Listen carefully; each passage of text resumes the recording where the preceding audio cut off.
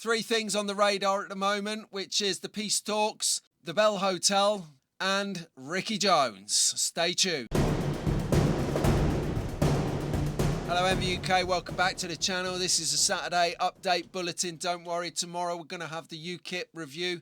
So we'll see in line with the previous videos that we've been doing. So, firstly, good news everyone. I found myself a job. So the job search is off. Thank you to the 3 people that got in touch with me outside of the channel to put me in touch with people they know that do recruitment. I really appreciate that. It meant so much. Thank you very much. But stand down. I've got a job, everyone. Relax. I'm back in the game.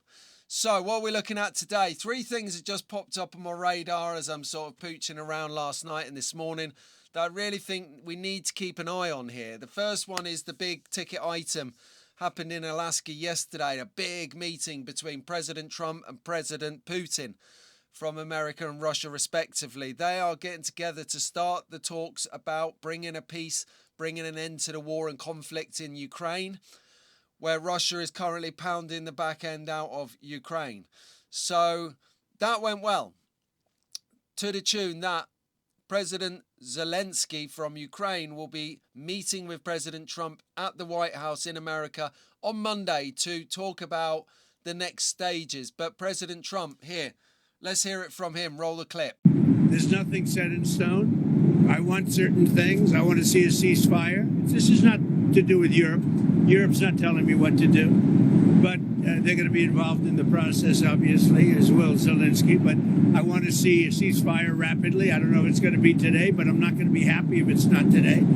Everyone said it can't be today, but I'm just saying I want the killing to stop. I'm in this to stop the killing. He's a smart guy, been doing it for a long time, but so have I. Been doing it for a long time. And here we are, we're president. That was much more difficult than what I'm doing today, believe me. So we get along. There's a good respect level on both sides. And I think, something's going to come of it. I noticed he's bringing a lot of business people from Russia. And that's good. I like that because they want to do business, but they're not doing business until we get the war settled. Okay. So there you go. What happened was straight after the meeting between Trump and Putin, Trump had an hour-long conversation with Zelensky on the phone and then a further 30 minutes with European leaders afterwards. So come Monday, we're going to find out where our starting point is for negotiations to bring an end to the conflict that is killing thousands of people in a week. You heard it there from Trump himself. He wants an end to the death. It's not about anything else other than stopping the killing. Too true as well. Well done, President Trump. It's all we want. End to death. Why? We don't need it. We can do some business and be prosperous. Right, so the next thing that's on my radar is the Bell Hotel. Now, there's been an injunction placed. They're looking to get an injunction on the hotel, beg your pardon. So what that means is on Tuesday, the judge will decide whether the Bell Hotel will be closed for migrant use. Now, this is an epic development because Salami Hotels, who run the hotel, said that this will bring forth financial depravity due to the fact that when they were open to the public at the late 2022, they only had a 1% occupancy, which is eyebrow raising in itself. It means to say the hotel was utter garbage, rubbish, even worse than one of those little hotels near an airport, that just get business because they're near an airport. Shower doesn't work, there's no knob on the tap there, it's just broken, it stinks, it's more like I'm not going there, but you know where I'm going with that. So anyway, but yeah, that describes what the Bell Hotel was like before the government took it over to use as migrant accommodation. Now, 2 men have been charged from the Epping Hotel, the Bell Hotel in Epping, with a certain kind of assault. I definitely can't say it. With this Online Safety Act now ripping through our videos, one loose word and you are out the door. So anyway, they are going to get sentenced. I think it evades me. Sorry. But they're awaiting sentence. That's all really we can do on the subject. But KC Philip Koppel said that it is causing anxiety amongst the community and getting out of hand. As you can see from the VT here, there's ongoing peaceful protests outside the hotel, which is a far cry from when the left-wing agitators came to town at the first outbreak of this protest a few weeks back.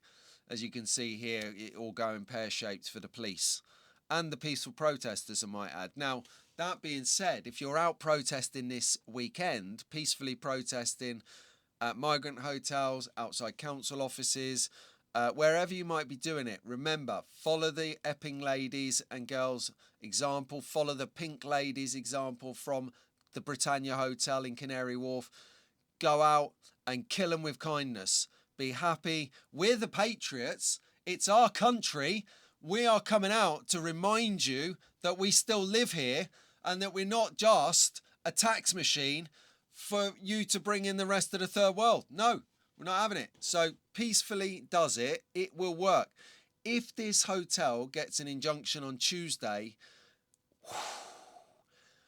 wow, you watch. There will be an uprising of people arranging protests outside migrant hotels. They will not be an inch to move. These migrants want to go out on their bikes to do fast food deliveries, whatever it may be, Just Eat or Uber. They ain't going to get the chance because there's going to be hundreds of people outside standing there peacefully, rightfully, democratically protesting. They ain't going to get out there. So they're not going to be able to earn. They're not going to be able to do anything. And they're going to complain to the government and get moved on. Where they're going to get moved, I don't know. But I've got a good feeling that they're going to start being dispersed into our communities. I've got 2 properties in the adjacent streets from where I live here that have been, funnily enough, started to be renovated into HMOs. We've already got 6 HMOs within maybe 10 or 15 streets here, each with 6 rooms full of migrants, 5 bedrooms and a back room, if you like. So that is already 30 migrants in the area. And you see them around on their delivery bikes. I'm telling you, it's such a cliche, but it is actually true.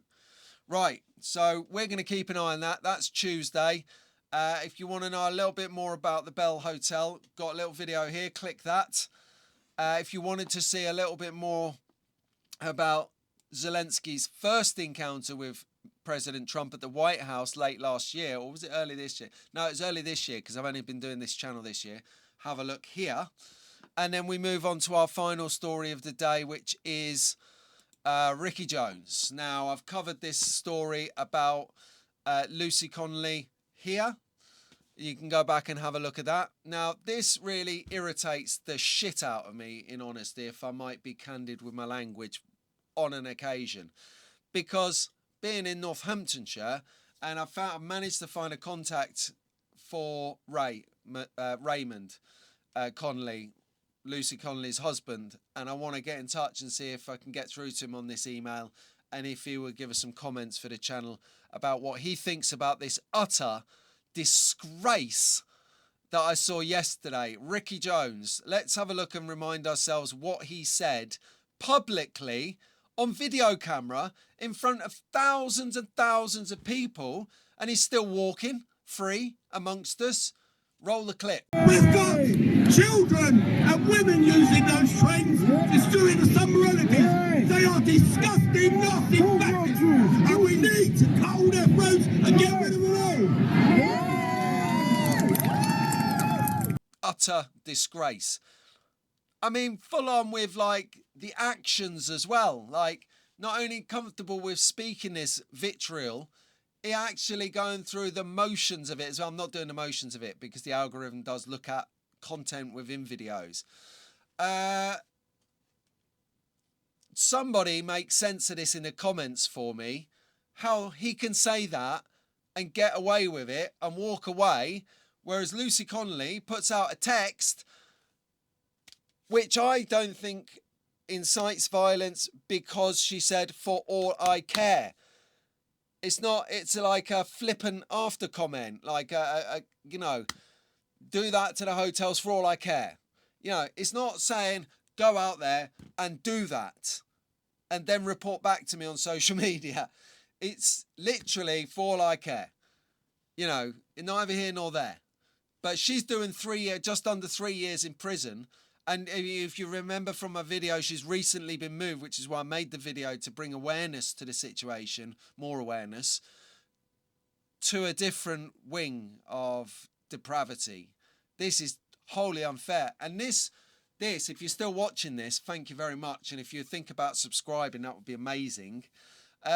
This is it. I've put my finger on what this channel is and what I want from this channel and what this channel exposes, reports on and highlights. Ultimately is fairness. I think that's one of the biggest British traits. You know, we believe in fairness. You know, take queuing up, for instance, which we're world class in. You form a queue and you've been in the queue for 5 minutes and some Judas at the front decides to nip in.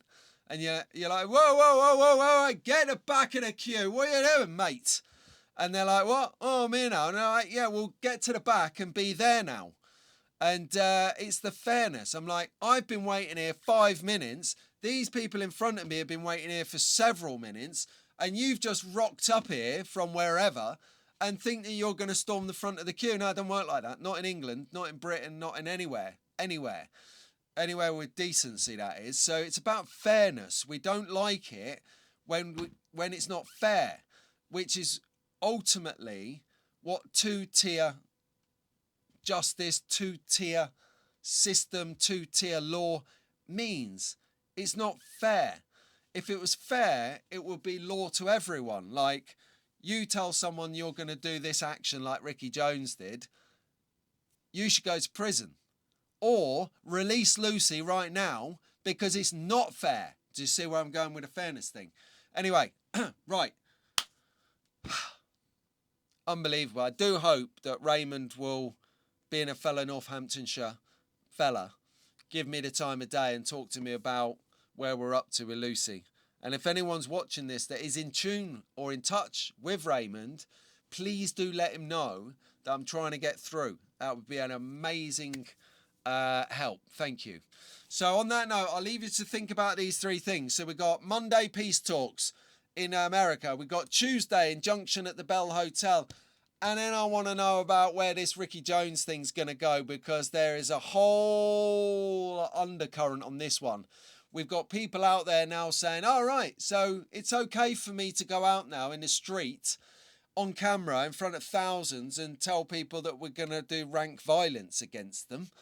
That's okay. It must be okay because Ricky can get away with it. Now, why Ricky ain't been sacked? He's been suspended, but he ain't been sacked. How is this not bringing the House of Commons into ill repute? It's a disgrace. Absolute and utter disgrace. I'm so incensed. Anyway, let me know what you think in the comments one last time. Thank you for making it to this part of the video, and I'll speak to you on the next one. That's Pete from MV UK. Have a great weekend.